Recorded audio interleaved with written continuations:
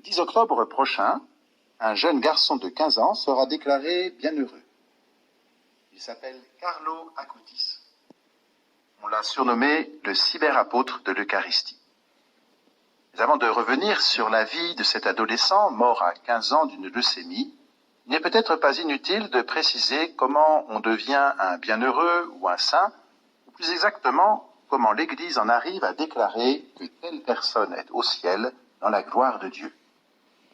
Et il ne faudrait pas oublier que si le calendrier des saints, que l'on appelle le martyrologe, appelle le souvenir d'un grand nombre de figures de sainteté reconnues par l'Église, ils sont plus nombreux encore, celles et ceux qui sont connus de Dieu seul. Et puis, il y a cette distinction qui peut surprendre entre béatification, être bienheureux ou bienheureuse, et canonisation, être saint ou sainte. Comment donc l'Église fait-elle des saints? Étrange expression, j'en conviens, mais il mérite d'être connu ce processus très particulier par lequel l'Église déclare bienheureux ou saints celles et ceux qu'elle propose à la vénération du peuple de Dieu comme autant de modèles et d'intercesseurs. Avant d'être déclarée sainte par l'Église, la personne doit d'abord être reconnue comme vénérable.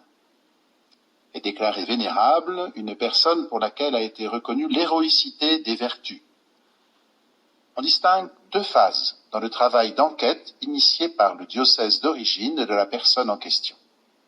Une phase diocésaine et une phase romaine qui aboutissent à la rédaction d'un document que l'on nomme une positio. Cette positio, fruit d'une longue enquête, doit ensuite être approuvée par une commission d'historiens et de théologiens, puis validée par un vote de cardinaux, une dizaine. À ce stade, le culte public n'est pas autorisé, même si une vénération locale est, si l'on peut dire, tolérée. Certes, par le vote des cardinaux, l'Église de la terre s'est prononcée. Il reste à attendre que le ciel confirme cette conclusion toute humaine avec un miracle obtenu par l'intercession du ou de la vénérable. C'est après l'étude d'une guérison ou d'un fait extraordinaire qu'un décret du Saint-Père, reconnaissant le miracle, permet au vénérable de devenir bienheureux. Il peut alors, aux yeux de l'Église, être proposé à la vénération des fidèles au niveau local, le diocèse, la région ou la nation. Un deuxième miracle permet aux bienheureux d'être déclarés saints. Sauf pour les causes que l'on appelle équipolantes, il y en a eu 33 dans l'histoire de l'Église, où le Saint-Père peut choisir de déclarer saint un bienheureux en s'appuyant sur le seul fait d'un culte extraordinaire au long des siècles.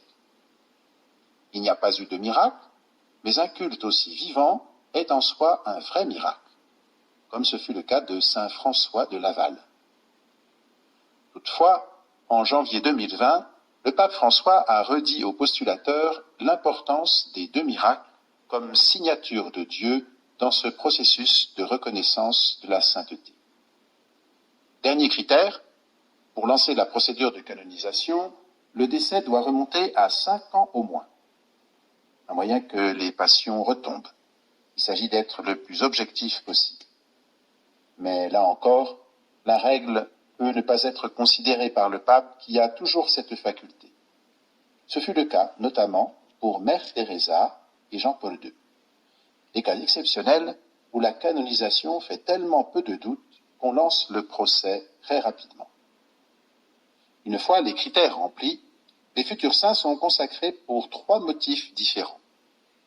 On peut être canonisé soit pour avoir été martyr, soit pour avoir vécu de façon exemplaire au plus près des valeurs de l'Évangile, soit au titre d'une charité exceptionnelle. Enfin, c'est la Congrégation pour le culte divin qui fixe l'inscription au calendrier. On retient, si possible, la date de la mort, qui est la date de la naissance au ciel. Mais il y a aussi d'autres circonstances. Car si en droit, chaque saint a sa place sur le calendrier liturgique, dans les faits, après 2000 ans d'histoire, on a affaire à un heureux embouteillage. Résultat, il faut bien donner la priorité à certains saints sur d'autres. Pour Jean-Paul II, la date retenue a été le 22 octobre. C'est un 22 octobre, en 1978, qu'il avait été intronisé solennellement sous le nom de Jean-Paul II. Pour Jean XXIII, c'est le 11 octobre, jour de l'ouverture de Vatican II en 1962. Les saints qui étaient déjà fêtés à ces dates-là le resteront. Chaque jour, dans ce grand recueil que l'on nomme le martyrologe, il y a des dizaines de saints. Chaque nation, ou diocèse, ou congrégation a son calendrier particulier. Et bientôt, le 10 octobre prochain, s'ajoutera à cette belle liste le nom de Carlo Acutis, dont nous allons faire connaissance.